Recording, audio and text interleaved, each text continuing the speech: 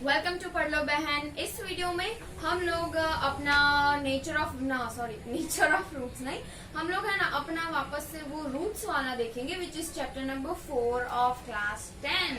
ठीक है, तो हम लोग अभी शुरू करते हैं।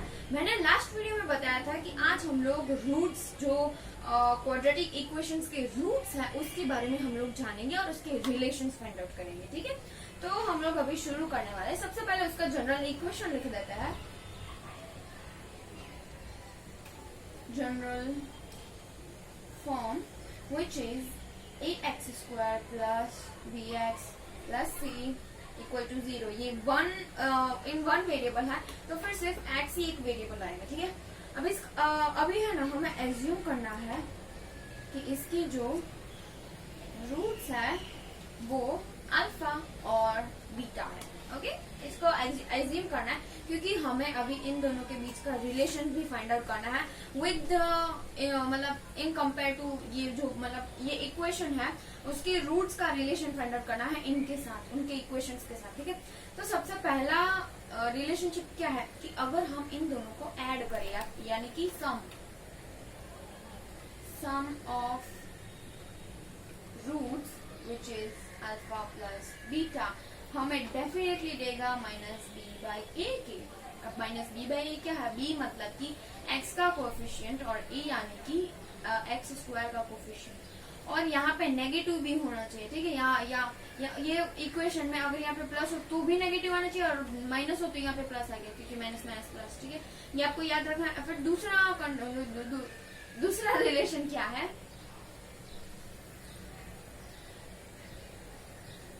Products of roots which is alpha into beta definitely होगा c by a के। c यहाँ पे कांस्टेंट है और a वापस x स्क्वायर का कोफिशिएंट है। ठीक है, ये दोनों आपको याद रखना है। अभी हम लोग आगे नेचर ऑफ रूट्स को जानेंगे कि रूट्स होंगे वो किस टाइप के होंगे, मतलब कैसे रूट्स मिलेंगे, फिर इक्वल होगी या अनइक्वल, वो सब लोग हम आगे जानेंगे। ये जनरल फॉर्म एक पॉइंट था। अब नेक्स्ट पॉइंट है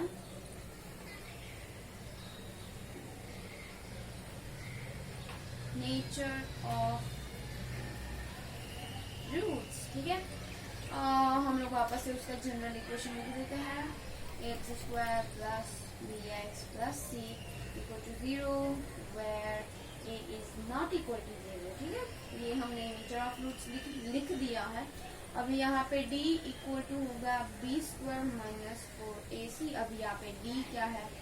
d का मतलब होता है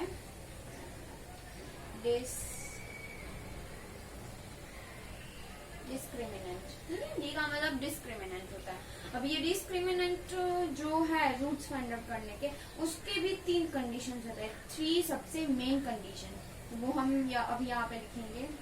फर्स्ट कंडीशन है if discriminant is greater than 0 तो हमें मिलेंगे रियल रूट्स, लेकिन अनइक्वल। वो दोनों रूट्स डिफरेंट हो गए, सेम नहीं होंगे। फिर दूसरा कंडीशन है if d is equal to 0 तो हमें मिलेंगे रियल रूट्स लेकिन इक्वल, दोनों इक्वल रूट्स हो गए। ओके, और अभी थर्ड इक्वेशन है if d is smaller than 0, यानी कि अगर डिस्क्रिमिनेंट हमें नेगेटिव में मिला, डिस्क्रिमिनेंट यानी कि क्या कि अगर हम लोग ये पूरे इक्वेशन की बात करें तो अगर हम लोग b का विच इज x का कोफिशिएंट का स्क्वायर माइनस 4 इंटू ए इंटू सी मतलब 4 इंटू एक्स का कोफिशिएंट और कांस्टेंट नेगेटिव, मतलब ये वाला हम अभी करेंगे। मतलब ये वाला जो है ये बी स्क्वायर माइनस 4ac, अगर कोई भी इक्वेशन दी गई हो और अगर हमें उसका डिस्क्रिमिनेंट फाइंड आउट करना हो तो ये वाला हम लोग फॉर्मूला रख के उसका डिस्क्रिमिनेंट फाइंड आउट कर सकते हैं। अगर वो डिस्क्रिमिनेंट की वैल्यू 0 से बड़ी होगी तो हमें रियल रूट्स और अनइक्वल मिलेंगे, अनइक्वल रूट्स होंगे, जो दो रूट्स मिलेंगे वो अनइक्वल होंगे। और दूसरी कंडीशन क्या है कि अगर डिस्क्रिमिनेंट 0 हुआ तो वो रियल और अनइक्वल और इक्वल रूट्स होंगे। लेकिन तीसरी कंडीशन क्या है कि अगर जो डिस्क्रिमिनेंट वो छोटा हुआ 0 से, यानी कि अगर ये नेगेटिव में आंसर आया, इसका जो होगा वो नेगेटिव में आंसर आया, तो हमें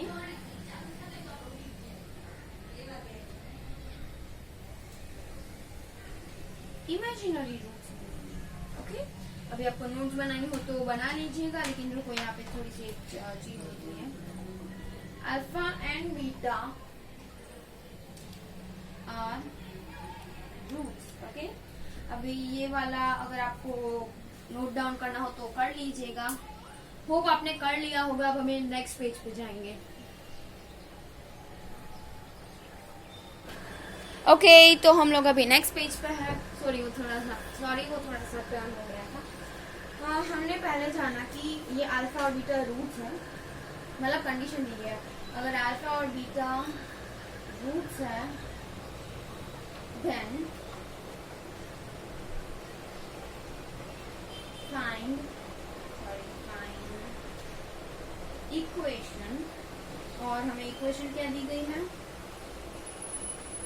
कि फिर ब्रैकेट में x square minus alpha plus beta into x plus alpha beta. ठीक है, ये हमें इक्वेशन दी गई। अब हमें इसका आंसर फाइंड आउट करना है।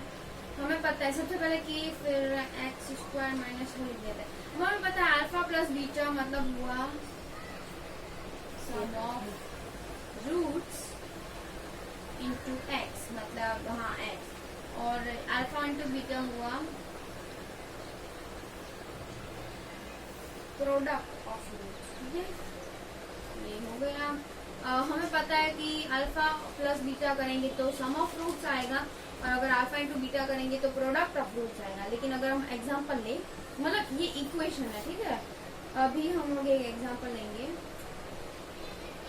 एग्जांपल के तौर पर अगर हम लोग रूट्स को माने 2 और 3, मतलब 2 अगर अल्फा की वैल्यू 2 है और बीटा की वैल्यू 3 है, तो हम लोग ये इक्वेशन प्रूव करके देख लेते हैं। ठीक है,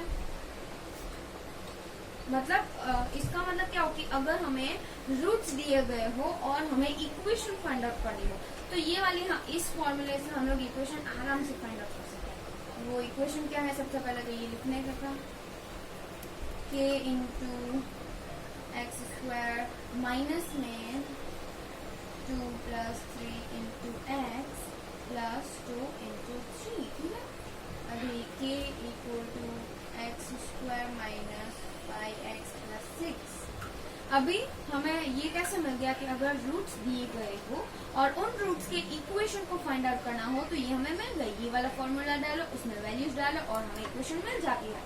ठीक है, अभी यहाँ तक हम लोगों ने कर लिया।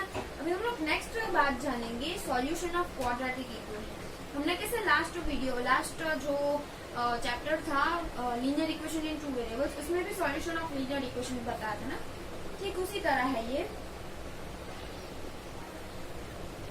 Solution of quadratic equation. ठीक है, अभी हम लोग उसके बारे में जानेंगे। तो हम लोग वापस से जनरल इक्वेशन लिख देते हैं, ax square plus bx plus c equal to 0 where a is not equal to 0। ठीक है, अभी अगर हमें उसके सॉल्यूशंस फाइंड आउट करने हो तो हम कैसे कर सकते हैं।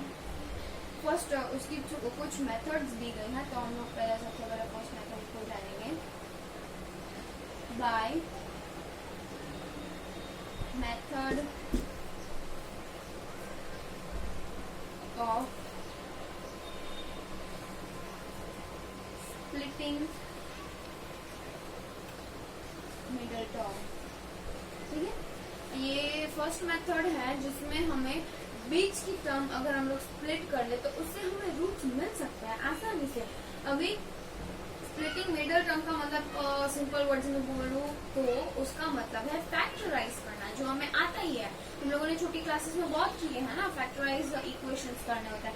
अब हम लोग यही वाला इक्वेशन लेते हैं। ठीक है, x square minus 5x, sorry ये नेगेटिव है ना, इस बार हम लोग प्लस करेंगे, x square plus 5x plus 6 equal to 0। Okay, तो अभी हमें ये इक्वेशन दी गई है और उसके हमें रूट्स निकालने हो तो उसका मिडिल टर्म स्प्लिट करके भी हम लोग निकाल सकते हैं। मिडिल टर्म स्प्लिट करना मतलब कि उसका फैक्टराइजेशन करना। तो हम लोग एक्स स्क्वायर, सबसे पहले तो क्या करते हैं, हम लोगों ने सीखा था अगर फैक्टराइज करना हो इस इक्वेशन को तो सबसे पहले फर्स्ट और लास्ट टर्म को मल्टीप्लाई कर दो, मतलब 6x स्क्वायर को ऐसे मतलब इन दोनों को मल्टीप्लाई किया तो 6x स्क्वायर मिला। अभी हमें ये बीच वाली टर्म है उसको यहाँ पे लिखनी है 5x, उसके दो पार्ट्स करना है, मतलब पहला मतलब ऐसे दो नंबर्स जिसको ऐड करके हमें 5x मिले और मल्टीप्लाई करके 6x। तो अगर हम लोग 4 और 1 लेंगे तो ऐड करके तो 5x ही मिलेगा, लेकिन उसको मल्टीप्लाई करके हमें 4x स्क्वायर मिल सकता है। ठीक है, तो अगर हम लोग हाँ 2 और 3 ले तो मतलब 2x और 3x लेंगे तो हमें मिल सकता है, मतलब इन दोनों का एडिशन 5x के बराबर है और मल्टीप्लिकेशन 6x स्क्वायर के बराबर है। तो अभी हम लोग ये भी कर सकते हैं, मतलब ऐसे भी कर सकते हैं, यहाँ पे सारा लिख लेंगे। ठीक है, और ये वाली इक्वेशन लिखो x square plus 5x plus 6 equals to 0। तो अभी ऐसे लिखना है x square plus 2x plus 3x plus 6। इसे लिखने से कोई फर्क तो नहीं पड़ेगा। अभी हम ये दो टर्म मतलब ऐसे बीच में इसे स्प्लिट कर देंगे, ये अलग टर्म है ये अलग टर्म है, इनमें से कॉमन ये x स्क्वायर प्लस 2x में कॉमन कौन सा है, कॉमन x है तो उसको बाहर निकाल देंगे, अंदर x प्लस 2 बचा, माइनस में या इन दोनों में से कॉमन कौन सा 3 है, मतलब 3 इंटू ब्रैकेट यहाँ पे प्लस आएगा तो ये प्लस होगा 3। अगर हम लोग कॉमन निकाल देंगे तो फिर बीच में बचेगा x प्लस 2 इक्वल टू 0। तो अभी हमें वो दो इक्वेशंस में मतलब जो फैक्टराइज करना था वो मिल गया, तो this x plus 3 into x plus 2। Okay, तो अभी हमें मिल गया। तो अगर हम दोनों को सेपरेटली ले यानी कि x प्लस 3 इक्वल टू 0 और x प्लस 2 इक्वल टू 0, अगर इन दोनों को मतलब सॉरी अगर x की वैल्यू ढूंढनी हो तो हम अगर इन दोनों को सेपरेटली ले तो हम ऐसे नहीं सकते x इक्वल टू -3 और x इक्वल टू -2। तो हमें दोनों रूट्स मिल चुके हैं विच इज -3 और -2। ये स्प्लिटिंग मिडल टर्म की वजह से ही हुआ है। अभी हम लोग नेक्स्ट मेथड पे जाएंगे which is making perfect square. ठीक है, ओके, तो अभी हम लोग नेक्स्ट पेज पे हैं। तो अभी हम लोग सेकेंड मेथड जानने वाले हैं, ये रही second method which is by making perfect squares. ठीक है, तो ये थोड़ी मेथड लंबी वाली है लेकिन वही इक्वेशन लेंगे ताकि पता चले कि हम लोग करेक्टली जा रहे हैं या फिर कुछ मिस्टेक की है। ठीक है, वो इक्वेशन थी x square plus 5x plus 6 equal to 0। अभी हमें है ना सबसे पहले क्या करना है, x को निकालना स्क्वायर में, मतलब हम लोग कैसे अगर कोई भी परफेक्ट स्क्वायर हो और उसका अगर हमें वापस से फैक्टराइज करना हो तो हम कैसे करते हैं, x square plus 2 into x और इसके साथ कोई ऐसा मल्टीप्लाई करना है जो 5 मतलब जो 5 आंसर दे। तो अगर हम लोग 2x को 5/2 से अगर मल्टीप्लाई करेंगे तो हमें 5 आंसर मिलेगा, 5x आंसर मिलेगा। तो 5/2 प्लस 6, ठीक है, प्लस 6 मिल गया। और अभी हमें ये पता चल गया है ये a है, मतलब a square plus 2ab plus b square भी बनाना होगा क्योंकि ये b है हमारा। ठीक है, ये 5/2 प्लस 5/2 का होल स्क्वायर। अभी माइनस भी 5/2 करने का 5/2 क्योंकि 5/2 का होल स्क्वायर क्योंकि ये तो हमने एक्स्ट्रा से लिखा है ताकि हमारी इक्वेशन बन सके। ठीक है, प्लस 5/2 का होल स्क्वायर माइनस 5/2। ओके, तो ये हमारा बन गया B square, A square plus 2ab plus B square. तो उसको पहले कॉमन निकाल लेते हैं विच इज एक्स प्लस 5/2 का होल स्क्वायर प्लस 6 माइनस 24/4। ये 5/2 का होल स्क्वायर, फिर ये 2x plus 5/2, 2x into 5/2 plus x square, उनको अलग निकाल लिया, मतलब वो एक परफेक्ट स्क्वायर हो गया। फिर 6 और माइनस 5/2 का होल स्क्वायर एक्स्ट्रा बच रहा था, तो इसका हम लोगों ने स्क्वायर निकाल लिया, इक्वल टू 0 है। तो अभी हम इसको सॉल्व करेंगे, ठीक है। मतलब ये ऐसे हो जाएगा x प्लस 5/2, ये 6/2 का होल स्क्वायर प्लस इन दोनों का एलसीएम ले तो 24 माइनस 25/4 इक्वल टू 0। यहाँ पे होगा माइनस 1/4 x प्लस 5/2। इस तरीके से हमें बनेगा। अभी हम लोग अगर इसका स्क्वायर रूट निकाले, मतलब दो square root on both side, मतलब इनका स्क्वायर रूट और इनका स्क्वायर रूट, ऐसे बन सकता है। स्क्वायर रूट तो नहीं, लेकिन सिर्फ इसका स्क्वायर रूट ऐसे बन सकते हैं। देखिए x प्लस 5/2 का होल स्क्वायर माइनस 1/2 का स्क्वायर, ऐसा होगा, ऐसे भी लिख सकते हैं। अभी ये बन गया a स्क्वायर और ये बन गया b स्क्वायर, यहाँ पे बीच में नेगेटिव साइन है, हम ऐसे भी लिख सकते हैं, मतलब a square minus b square, तो वो हो जाएगा a plus b into a minus b, ऐसे होता है, ठीक है। तो अभी हमें a स्क्वायर और b स्क्वायर मिल चुके हैं, तो अभी उसको सॉल्व करेंगे। x plus 5/2 plus 1/2 into x plus 5/2 minus 1/2, ये ब्रैकेट लगा लिए, इक्वल टू 0। फिर इनको प्लस करना है, इनको माइनस करना है। x प्लस हमें यहाँ पे मिलेगा 5 + 1 विच इज 6/2 और x प्लस 4/2, ठीक है, इक्वल टू 0। तो x प्लस 2 3 जा, मतलब यहाँ पे 3 आएगा, और x प्लस 2 4 जा विच इज 2 2 जा विच इज 4, तो यहाँ पे हमें 2 मिलेगा। तो मिल गए वैल्यू उसी की तरह x equals to -3, x equals to -2, तो हमें ये से ऐसे भी रूट्स मिल गए by making perfect squares. Okay, तो अभी हम लोग हमारे नेक्स्ट पेज पे जाएंगे, और नेक्स्ट पेज पे हमारा थर्ड जो लास्ट फॉर्मूला है जिससे हम लोग रूट्स फाइंड आउट कर सकते हैं, वो हमें मिलेगा, ठीक है। तो अभी हम लोग नेक्स्ट पेज पे जाएंगे। ओके, तो अभी हम लोग नेक्स्ट पेज पे हैं, और हम अभी थर्ड वाला जो